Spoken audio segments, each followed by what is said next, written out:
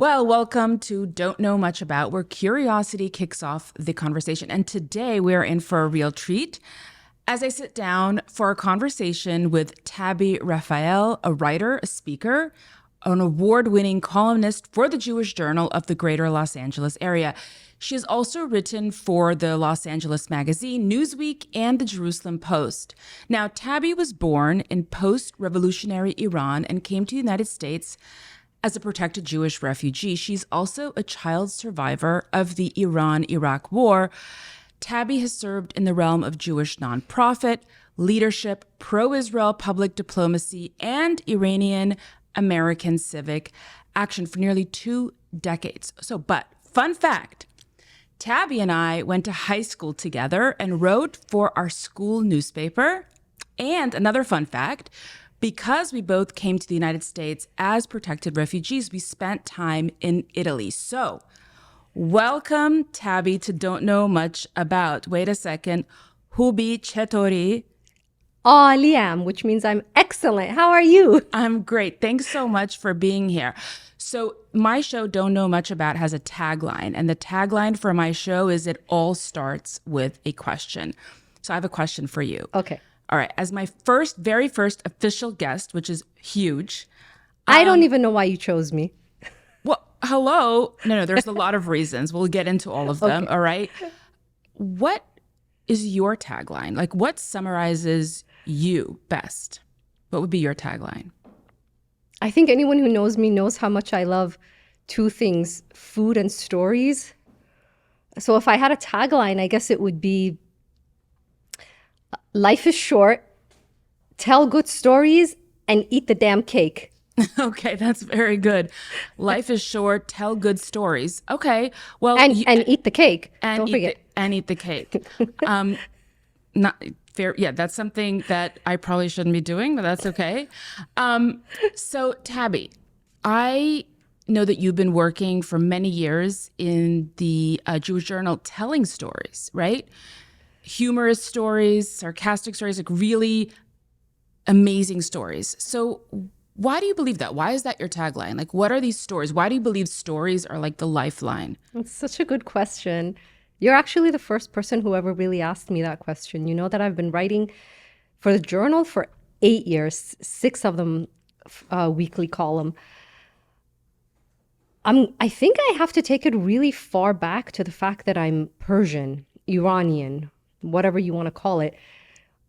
Growing up in post-revolutionary Iran, stories were everything. And Naya, they weren't always nice, sweet stories. They were terrifying stories. They were stories we heard of the Iran-Iraq War. They were stories we heard of Ayatollah Khomeini. They were stories we had to tell each other for survival. Like, for example, how to even live or survive in a theocracy that we did, like in the late 80s. But there was always a lot more for me as a kid. I think I developed an obsession with stories because when I was a kid in Iran, when my mom wanted to put us to bed, she would tell us some of the 1001 nights. Is that what it is? I'm trying to translate it in my head from Persian. Yeah. Mm-hmm. I'm trying to translate it in my head. And I came to America and I realized Americans and Westerners call the protagonist Shahzod. I was like, who is this? Wait, what was it for you? It's Shahzod. And so Shahzod is the protagonist for us. And my mom would tell me some of these like fabulous stories. And I think at a very early age, around 5 or 6, I realized from at least those Arabian Nights stories, which are such a big part, that folklore of kids' lives in the Middle East, or at least it was in our family, because my parents love to read as well. Those stories taught me that storytelling can save a life, because that's exactly what happened. Shahrazadi. Okay, let me really butcher it. Okay. Shahrazadi. Okay. Told a story every night to save her own life until she won the affection of, the Shah or the Sultan. Mm-hmm. But then, see, once we came like you to the US as protected refugees, you had a story innately as part of you, whether you knew it or not. We all did. Every refugee, so you saw, especially, the ones at Beverly High, where we went to high school, we all had a story. But I discovered, I think sooner than the other kids, that if I didn't tell my story, somebody would tell it for me, you see? And so the Iranian kids were tortured when I was a kid. We were seen as these fresh off the boat, hairy, dark, culturally illiterate refugees. And I tried to own that story a little bit, at least.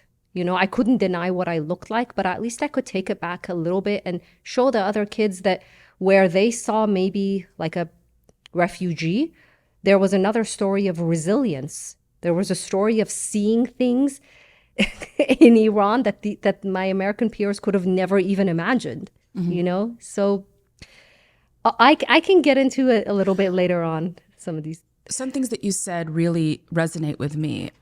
A few things about stories saving lives and resilience. So I actually came across this study that was conducted. Of course you did. Brilliant. Dr. Naya. Yeah. But in all seriousness, so these two researchers, I forget their names, but out of Duke University, they were interested in looking at survivors of 9/11, right? And they were interested, not just survivors, but the children of survivors. And they were exploring the question, for instance, why did certain people not just survive after 9/11, but really were able to then thrive? Yeah. What was it? And they said it was resilience, but that wasn't enough. They're like, well, what does that mean, resilience? And what they found is that the children and individuals who had survived had stories. I remember this. And they had stories that were very important to the family. Yeah. They were told at the family table. These were stories. They identified 3 types of stories: ascending narratives, descending, and oscillating. So ascending was rags from riches. We had nothing. We came to this country with $50. This is basically the story of my family. My parents were doctors, or my father was a doctor. He came here. All of a sudden, he's no one. He has to reprove himself. That's the ascending narrative. Then there's the descending, which is we lost everything. And I think that's kind of interesting when we're going to talk about this in a bit with Iranian Jews or Persian Jews, is that it seems that before the Islamic Revolution, things were good. And then they lost everything. Okay. And then there's the oscillating narrative, which is, ups and downs, but overall kind of we made it. Yeah. And so it seems that the individuals who did very well and resilience, what predicted resilience was not just having just a cute, cool story, but a story that was core to their family, that was told like your mother was telling you stories, or the story that you were able to hold on to when you were a kid. Now, you said something else. You said you learned that if you don't have a story, somebody's going to tell it for you. Mm-hmm. And I think that's the huge tragedy of the bigger story of American Jewry, in that they didn't have really a story to tell about Zionism, right?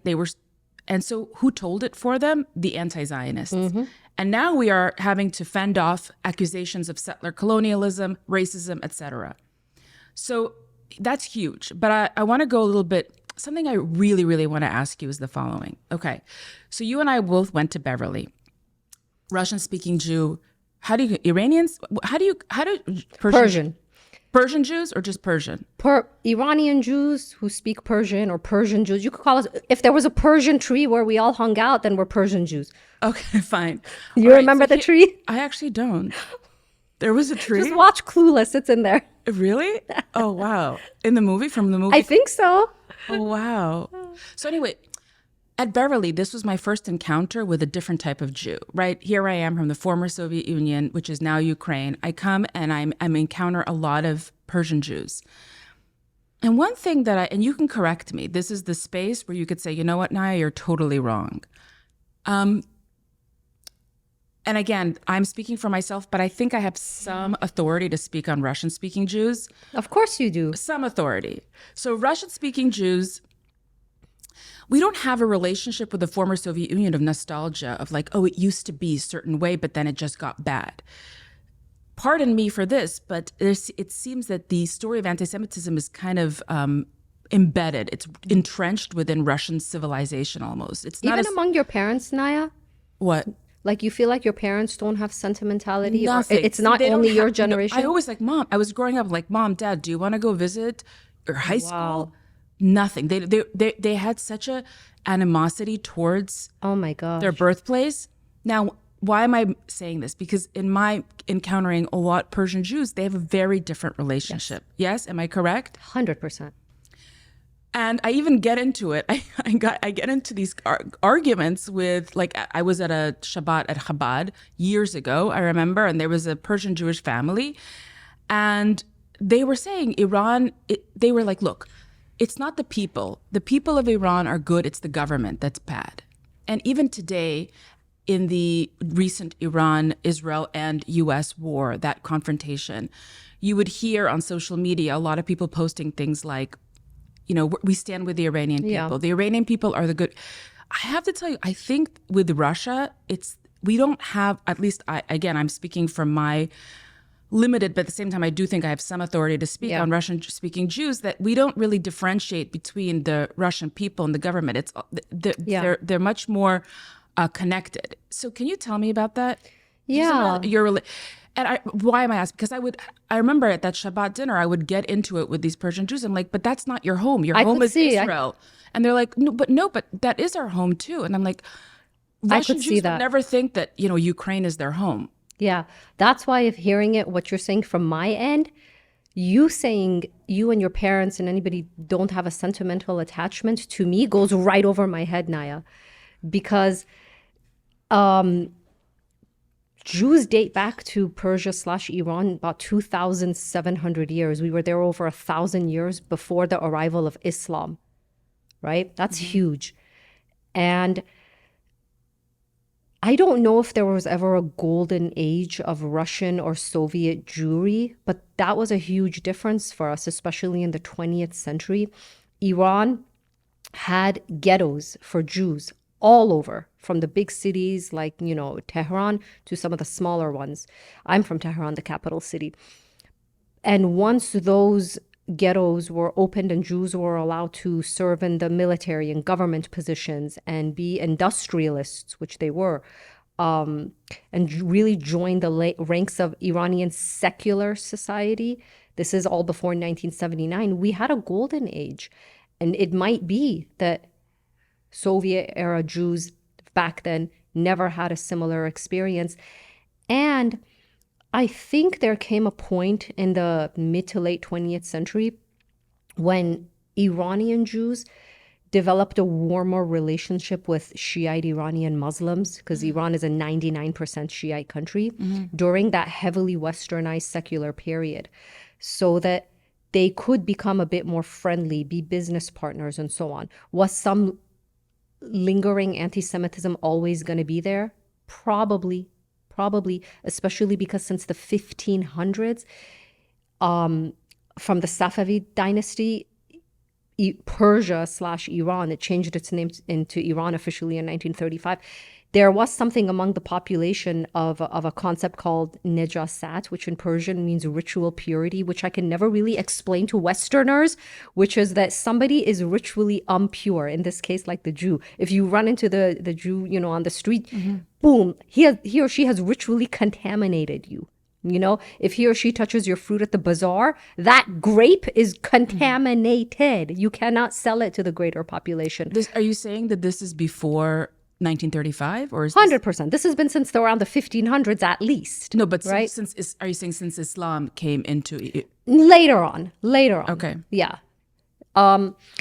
And so that was always there. You know what I mean? I don't think that my dad in Iran, he had a very successful, he's a chemist. He had a huge adhesive manufacturing plant. He was like the Elmer's glue of Iran, except with a very Persian, unpronounceable name, you know?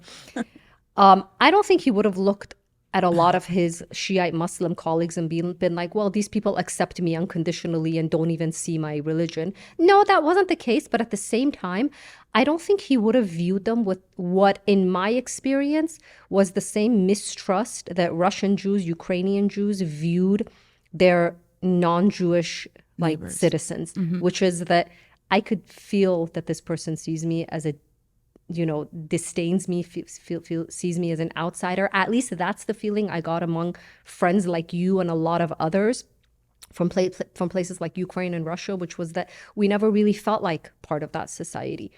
I think Iranian Jews in the 40s, 50s, 60s, 70s felt such a big part of society at large. They didn't feel hated. They actually felt that they had a hand in every aspect of society, from finance to education to arts to music to industry to like everything.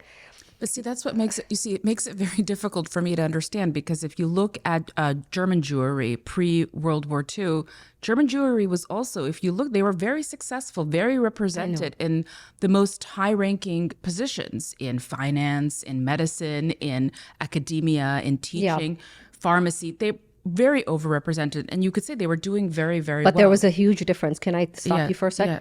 Yeah, Persian Jews retained their Judaism through and through. There was no reform movement among Iranian Jewry back home. Why do you think that is?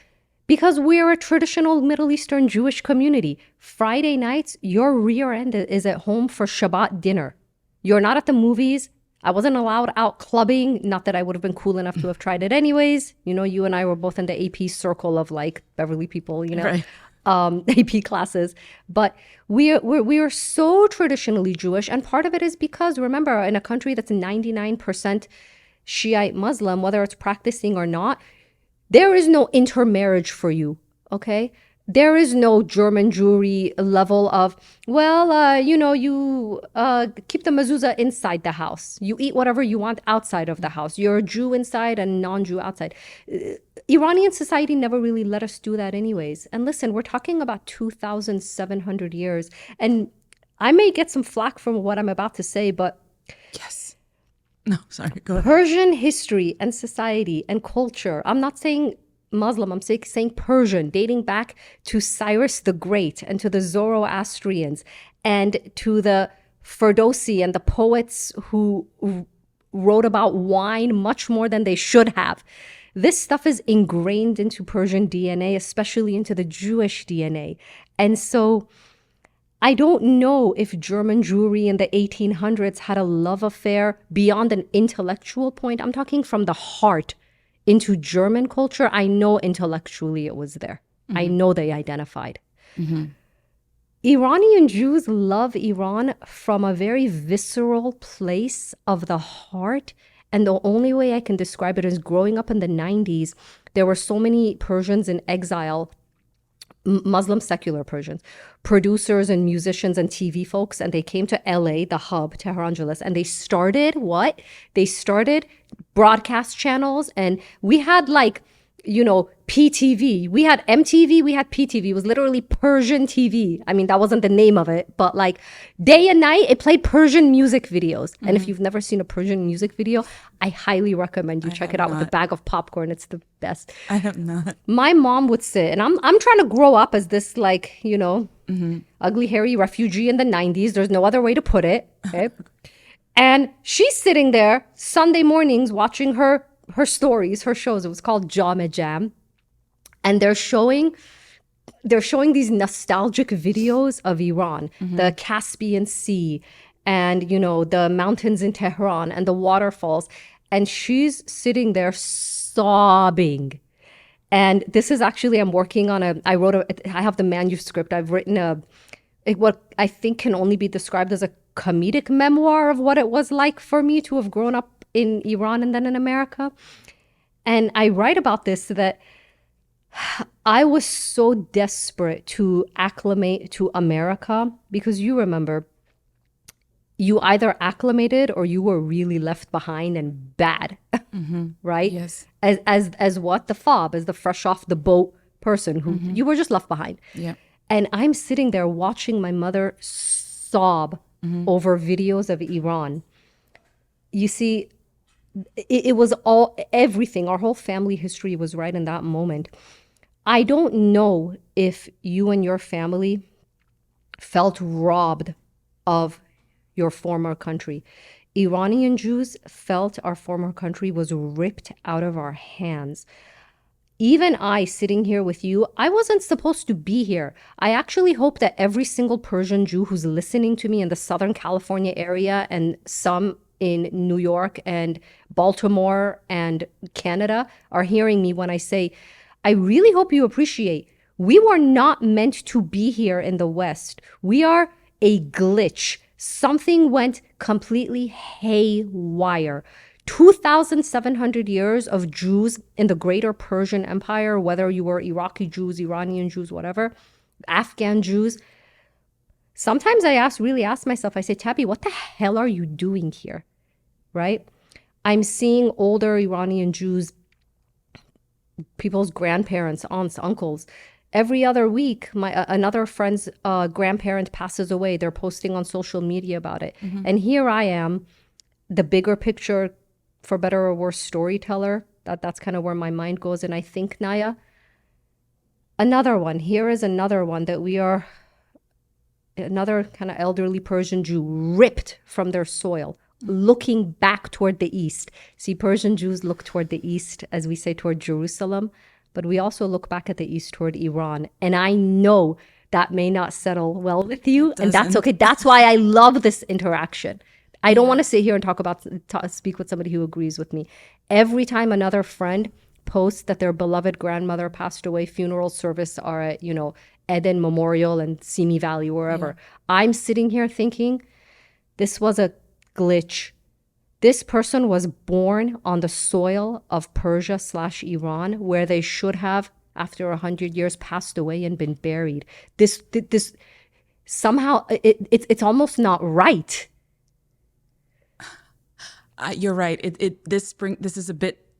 It's a bit uncomfortable. Good. It's okay. It's okay. Yeah. You and I are good. We're like you and I don't need a safe space. We don't need a safe space. No, but when you use that language, when you invoke language, it's our soil. We were ripped from our soil. We gaze towards the east, and you're like, okay, Jerusalem and Iran.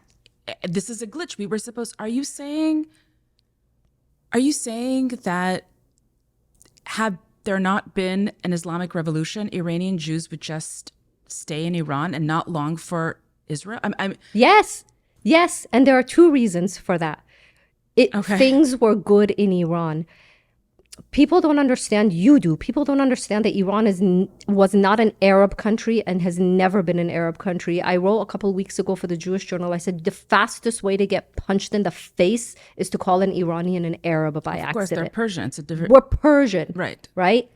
But why is that significant? Explain. Because the real pogroms against Jews, particularly in the 20th century, with one exception in the late 1920s in Iran, happened in Arab countries, right? The Farhud, 1941 in Iraq, hundreds killed, raped, maimed, Jewish businesses looted and destroyed, right?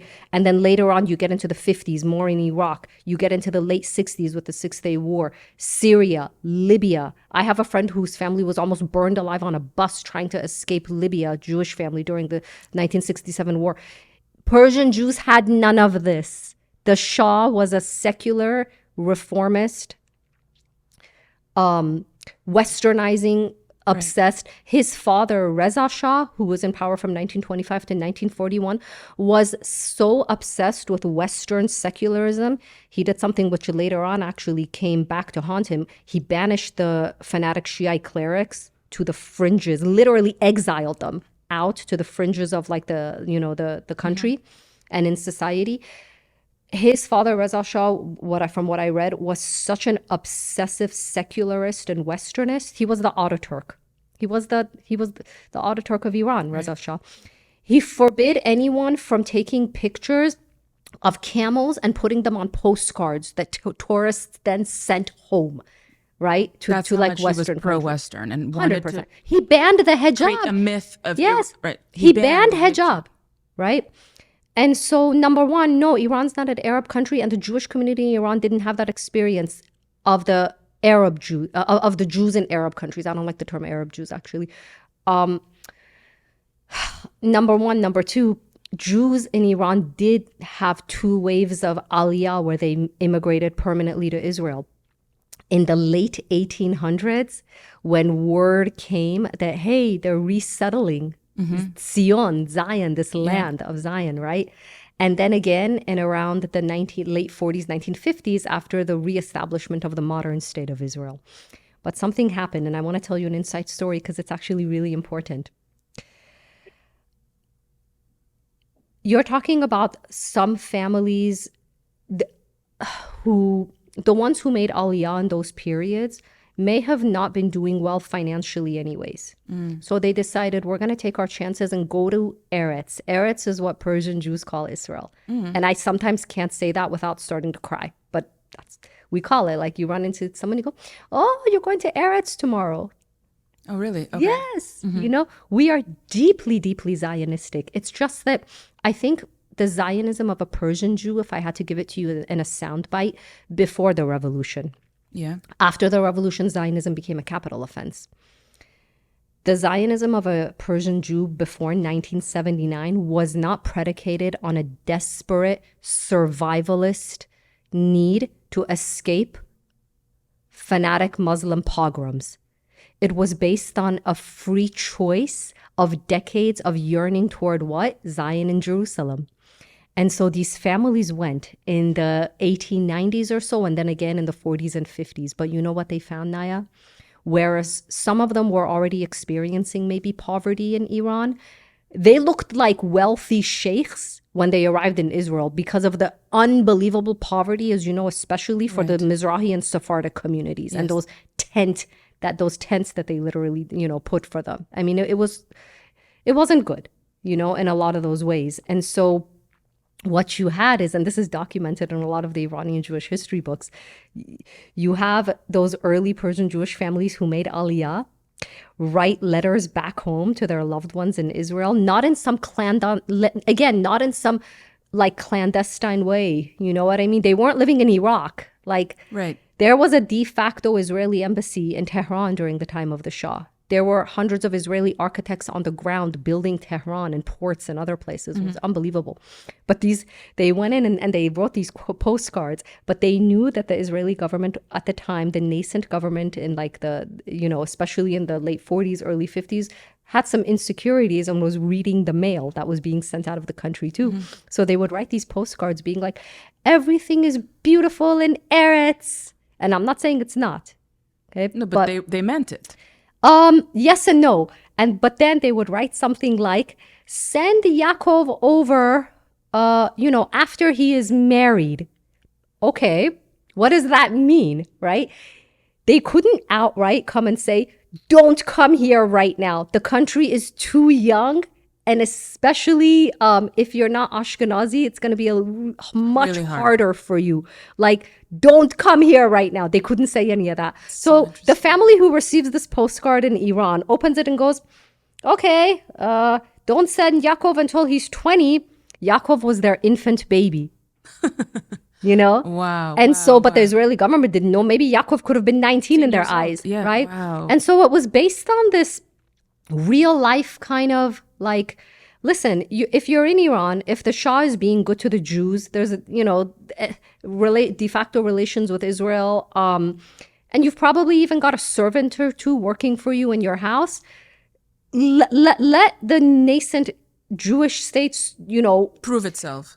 No, construct itself a little bit more, at least come up with some better housing. Right? Shed some of the old socialist models, you know? Embrace some capitalism, you know what I mean? And then come a little bit later. So this is huge because I think as a Mizrahi writer and advocate for so many years and as a speaker, first of all, the number one question I get, and this might surprise you because you went to Beverly, so you are an honorary Persian anyways. Weren't we closed for Persian? Wasn't that high school closed for Persian New Year? I don't remember. Okay. Number one question I get is, this is going to surprise you. There are Jews in Iran, which if you live in Los Angeles, you would actually go back and say the reverse. You would say, there are Muslims in Iran because everybody you meet out here is a Persian Jew, right? But the other thing is, I just wish we wouldn't get lumped into the story of how Jews who also fled Arab countries were treated, because each one of us has a very different experience. You know what I mean? And so even, by the way, though we shared a border and at one point we're all part of the Persian Empire, Iraqi Jews are very different from Iranian Jews. Iraqi Jews they had their golden ages, and they certainly had their Judaism golden ages as well. If you're talking about the Babylonian Talmud, all of the houses, the places of study and everything, they contributed to Judaism. But I understand, and I understand your discomfort. And this is where you and I may maybe discomfort is not even the best word. I think it's just a bit of a don't judge me for it. No, just I a won't. disappointment. I get it. You Listen. get like just a feeling of we talk a lot about Israel and the Jewish people and how we're indigenous, but something that I also believe is that it is our destiny. It is not just where we come from, it is where we all will be. Yes. And so it's just hard. You know why I get where you're coming from, Naya? Yeah. Because after October 7th particularly, this is how I feel about American Jews. After October 7th, American Jews I'm talking about the ones who were, at least before October 7th, so fundamentally disconnected from Israel that you could offer them a free birthright trip and they would say, no, why? You know what I mean? No hostility. I'm not talking about the hostile or delusional or brainwashed ones. I'm talking about the ones who are so cut off that it's not even like, God forbid, Iran could launch a nuclear warhead against Israel, and these people would still go to work and happy hour that day. You know what I mean? I understand where you're coming from, because to me, I look at Jews in America, and I'm not demanding, God forbid, some kind of dual loyalty, but I understand, because I think it's exactly the same for me. If I meet an American Jew who I don't need unconditional love for Israel from them, but I do need, or I would, again, that's that disappointment of some kind of cognitive, maybe the heart will come later, understanding that IDF soldier who just fell in battle also fell for you. You know what I mean? And so I actually understand where you're coming from with a lot of these things. Listen, part of it is, again, it's the way that we left. It's the way that we left. It's like, here, I'll tell you this. My last memory of being on Iranian soil was of being robbed blind. Blind, okay? They knew that it was a closed border policy, by the way, during the Iran-Iraq war, and the regime notoriously separated families. My father, thank God, bribed everyone through and through, at the airport, at the passport office, at everything, right? They allowed us to hope to leave altogether. But they very famously and notoriously in the 80s, and in Iraq, by the way, in the 50s, it was common throughout the era. And then I moved to America, and I learned in the Nazi era too, they confiscated the jewelry of their Jewish citizens.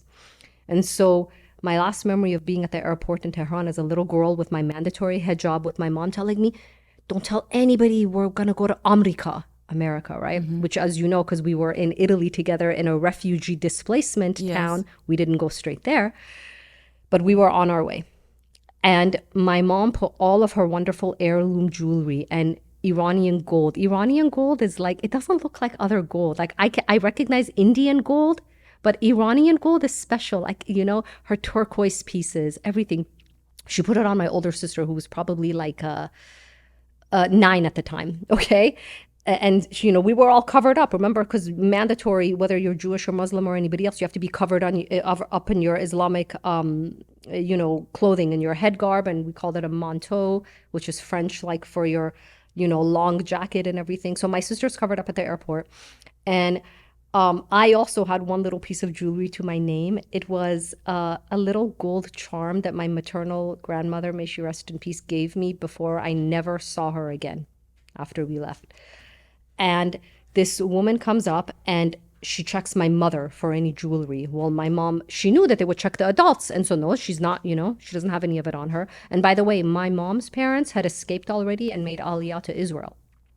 A third of the family literally ran for their lives to Israel, and a third became refugees in America, and a third stayed behind in Iran.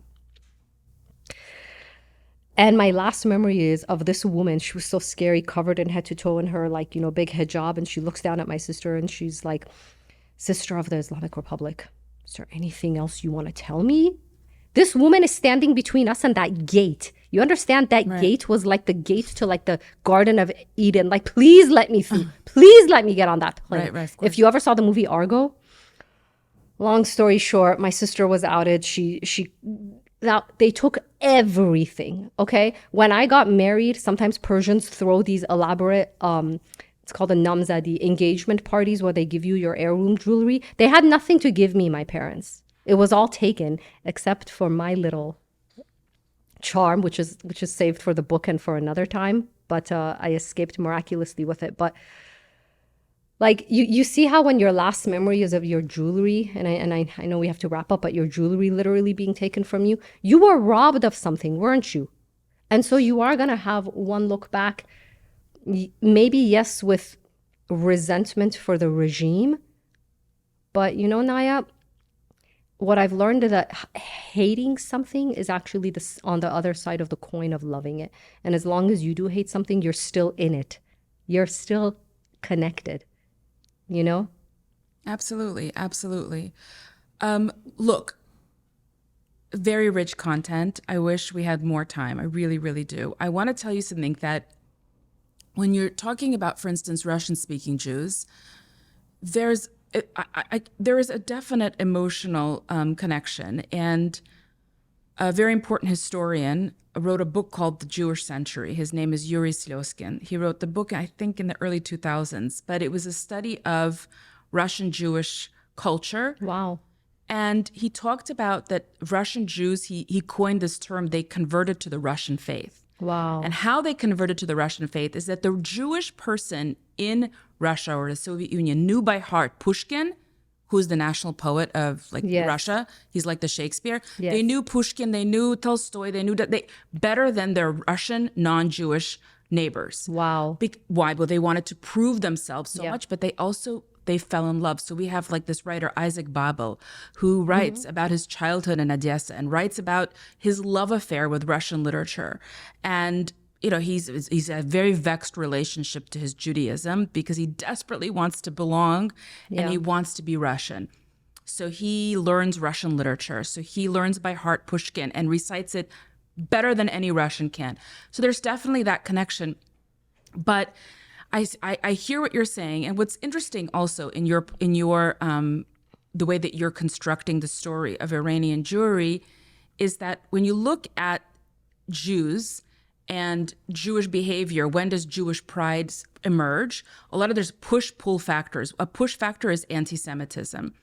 And what you're saying to me is before the Islamic Revolution, there was definitely, you were Zionist, but it wasn't because you felt threatened. It wasn't because of a push that came from anti-Semitism. So that's very important. Yeah. And don't forget too, Russian society was by and large from the government up secular. I know that I say the Shah was secular, but I mean, he still prayed, you know what I mean? Like he still had the traditionalism. You see, one of the biggest differences is Jews in Iran were part of a traditionally religious society. And so we were okay being traditionally religious. That's also a really important point. It's really important. Because as you said that, it made me realize, of course, Jews in Germany, what was their dominant ideology or culture? It was secularism, if you will. So of course, they're not going to hold on to their religion because they're not living in a religious society anymore. It's not a dominant Christian society. Okay, before we go, I have some questions that are you going to get to the most important question, which is who makes better salad olivier? You guys are Persians. Salat olivier. Salat olivier. Say it again. Salat olivier. Salad olivier. Yes, it's a Persians say salad olivier. Salat olivier. It's a French term, but it's Russian salad. It's very yummy. It's potato salad. It's potato salad with a chicken, a bologna or whatever it is. Bologna. Okay, I'm not a cook. But you put sour pickles in yours, right? We do put sour pickles. You want to hear the best story of salad olivier? Yes, hold on. I have a really big question. It's like a serious question. Bigger than salad olivier? It's bigger than salad olivier. Oh. What is, if you had to tell people who are listening, watching, what is one thing the West, and I mean Americans, misunderstand about Iran today? It's a big question, but if you can... The government or the people? Or See, there we go. We were back to that, the government or the people. The culture, the society. Okay. Okay. Actually, I did write for the Journal a few weeks ago, right during the, whatever you want to call it, the 12-day war, whatever it is. I wrote a column called How to Talk to Americans About Iran and Israel. And this is what I said. I said, number one, Americans, they need to understand a lot of things, including finding Iran on a map or knowing that it's in Asia. Okay. So geography. Geography is important. They really do need to understand that Iran is not an Arab country. And that makes a huge difference because Americans only know two Arab countries, Iraq and Afghanistan. And those didn't work out so well for anybody involved, I wish people understood Iranians are by and large fantastically educated, secular, and very, very westernized in an enlightenment kind of aspect, in the sense of like they're the poetry, that there are Persian rappers. They sound better than some of the American rappers. You know what I mean? But they're rapping these poor people about like freedom and prison, you know? But I'm talking like... I mean, that's a little better than rapping about, how many girls... Hey, listen, you know I love rap. But I'm talking they're American substantive rap versus, No, American rap is substantive too. And and especially... misogynistic rap, but... Yeah, there's misogynism there. But I'm talking they're rapping about like... American rappers, especially the ones I loved in like the gangster rap in the 90s, they were rapping about prison too. 20 years later, these Iranian rappers are rapping about places like Evin prison, the notorious, like, torturous one, So I do wish more people understood that Iranians they're not Afghans, and they're not Libyans, and they're not Iraqis, and they're not Egyptians. And before the revolution, Tehran was like the Paris of the Middle East, just like Beirut was, by the way. And that's actually so sad too, because you have Americans coming up to you and they're like, you're from Iran? First of all, I don't even know where Iran come from. Like, I ran for my life, during the Iran-Iraq war. You know what I mean? Yes. Like, but that is something. Can we get back to Salad Olivier now? Definitely. No, I'm kidding. I don't cook though. I know we've talked about this, so I don't really like Russian food. So, what's the number one like Russian food? What's like that?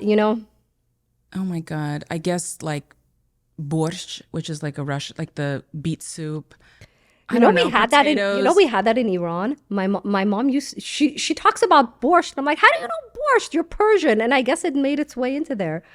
No, I mean, have you ever? I don't know if you like meat, but have you ever really sat down to a proper succulent Persian kubide kebab platter? I love it. Like my husband and I eat it all the time with cherry rice. Are you kidding? It's the best. Oh my gosh, albalu polo.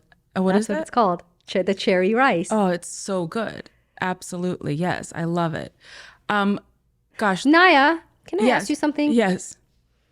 You can't be all like lacking in any attachment to Odessa. I've never been to Odessa. You mean Ukraine, somewhere in Ukraine. Okay, Ukraine. I thought you'd name dropped Odessa. We talked about Odessa. I don't recall in what context. Maybe okay. It was, yes. Do you not have one attachment, like one tie? There's got to be something. I love Russian music.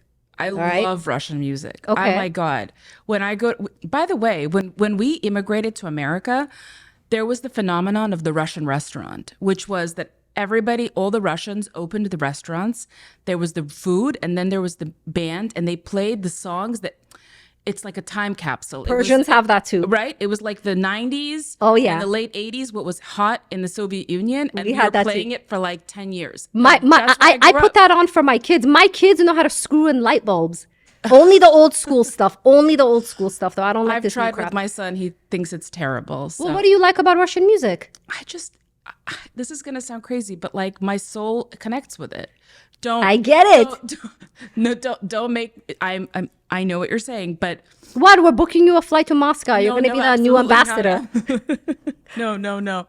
But I connect with it. I love.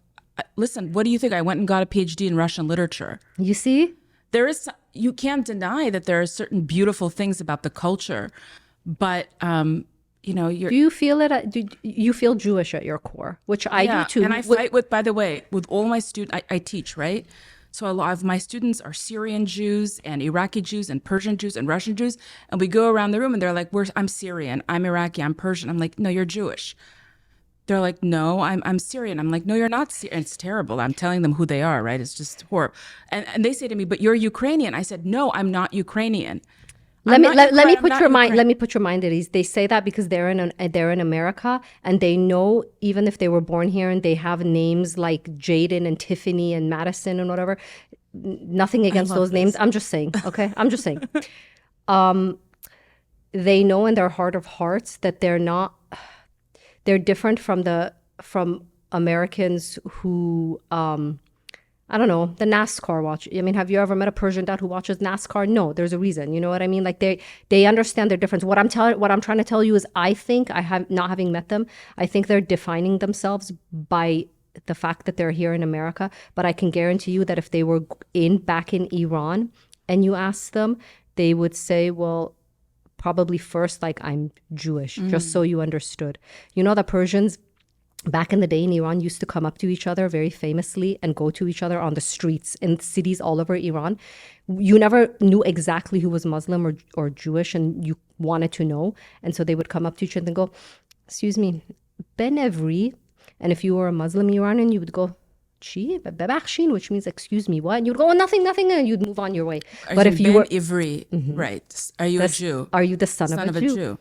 And if you were a Ben Ivri, then you would recognize each other. You would go, and then you felt an emotional safety. You see. Now, I'm telling you, even in the golden era, as you say, even though you say it's a fluke. Yes, you're right. A fluke, but even there, you felt first as Jews.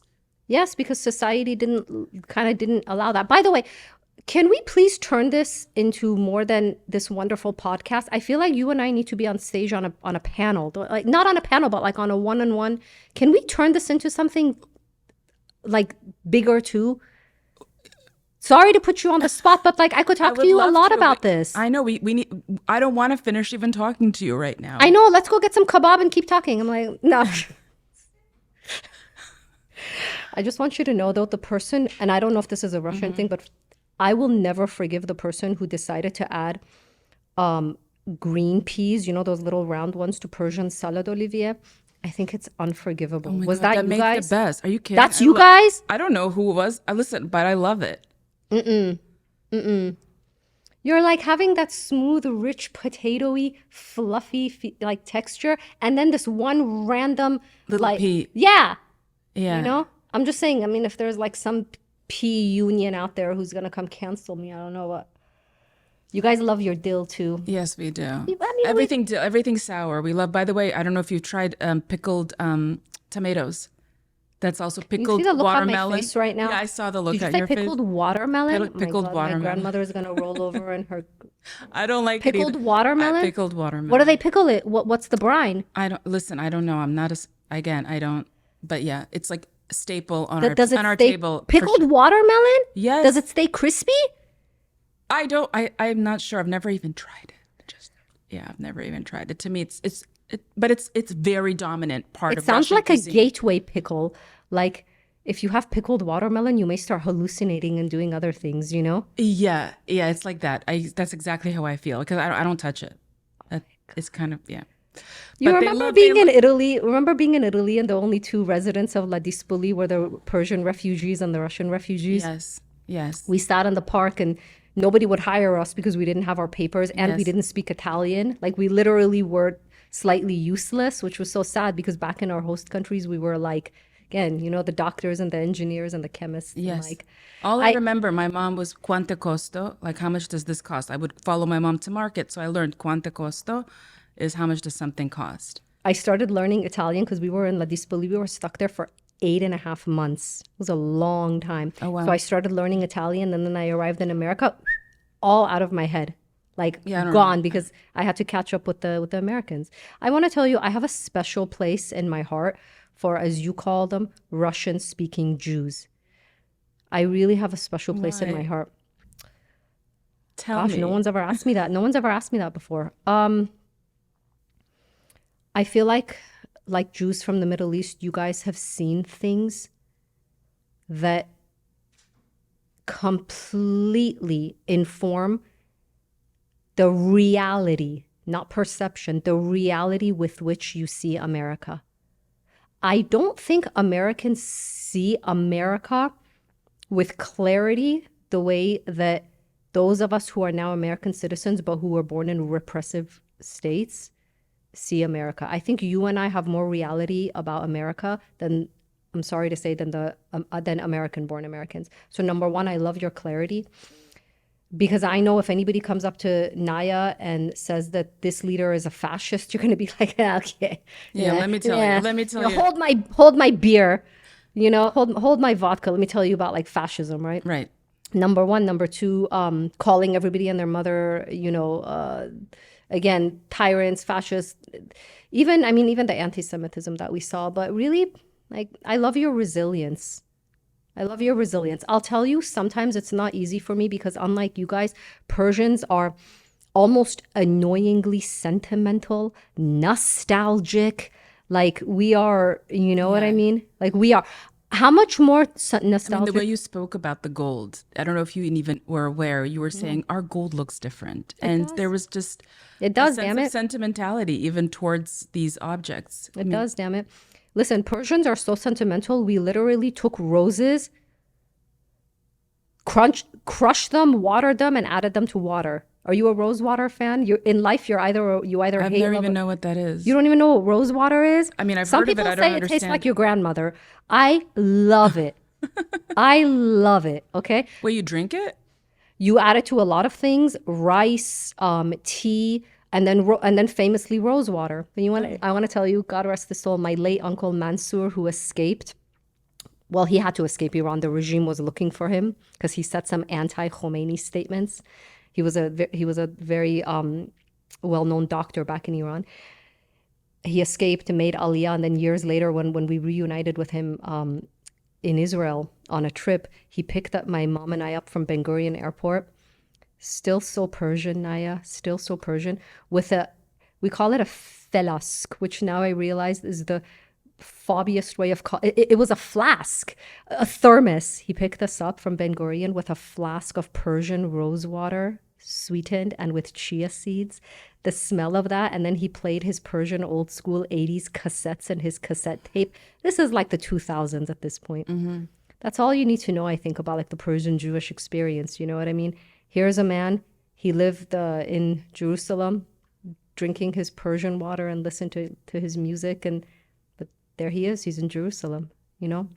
You promised this. We're going to turn this into you promised me we're going to turn this into an event. We have to turn this into an event. But we got to wrap up, okay? Half Persian food, half Russian food. Yes, I promise. Maybe something other than borscht, though. Like something firmer. I guess I just I'm don't just saying it's watery. It is watery. This is LA. You have these people with like their Chanel shirts. You can't get borscht on them. You cannot get borscht. That is absolutely true. By the way, there's green borscht, not just red. Oh my FYI. God, There's what's another it made type. out? What's the What's the green in it? No, please. What's the green in it? It's parsley, Not lettuce. What? Somebody boils lettuce. Yeah. That's actually very good with sour cream. I almost It's actually really good. said a profanity on your show. Yeah, no. No. Okay. All right. So life is short. Tell good stories and eat cake. I love that. I think that, I'm like thinking about that as we wrap up. So many good stories. And I feel like you have so many more to tell. So you're going to keep on writing, of course. Yes. 100%. And you're working on, you said you finished a book, which is a kind of a comic memoir, comedic memoir. Yeah, I'm shopping it around. Shopping it around. Amazing. And continuing to write for different publications. And you bring such just rich content to understanding Persian Jewry. You're not a soundbite. Do you understand? Like I really wanted to sit down with someone to understand because I hold, I think, a lot of maybe stereotypes about Persian Jews. So for me, it was very illuminating. So I want to thank you for that. I'm so glad I got to represent us well. You represented, absolutely. So thank you so much. Of course. Thank you for having me. Thank I didn't you. know I was your first guest. You are my official And first guest, and you will not be my last. And maybe this will be something very much bigger. So I thank you so much. Really. Of course. How do you Thank say you. thank you in Persian? Well, there's the Persian way, and then there's the borrowed French colonial way. So you could say tashakkur. Tashakur. Or you could say merci. Oh, merci. That's right. I've heard Persians say merci. That's right. Totally. Totally. We could do merci. Merci. So merci very much for coming to my show, being the first guest and bringing so much rich content Of to course. people. How do you say thank you in Russian? Spasiba. I've heard that. Spasiba. Yeah, I've heard. Yeah. I love that. Or we could say большое спасибо. Wow. As a big thank you. Do you speak большое Ukrainian? No. Okay. You know we could keep going on like this, I know. right? We have to, but we have to wrap up. So thank you so Persians much for don't know joining how to us. say goodbye, Naya. Have you ever seen us saying goodbye to each other? Like it's like 100 kisses on each cheek and an hour later. 100 kisses on each cheek. Okay. So thank you so much for joining me on Don't Know Much About. This was my first interview. It was amazing. Subscribe, like, share widely. I think what Tabby brought to us is a really, as I say, rich, illuminating, and very clear delivery of many of the ways that we misunderstand identity. And for me, what I really wanted to get across today in my conversation with Tabby is that here is a Russian-speaking Jew. Here is a Persian Jew born right around the same time, thousands of miles apart, ended up together in Los Angeles, went to high school together, wrote in the same newspaper, then, and sitting now and talking about huge world events, but bring some clarity to that. Thank you for joining. Until next time.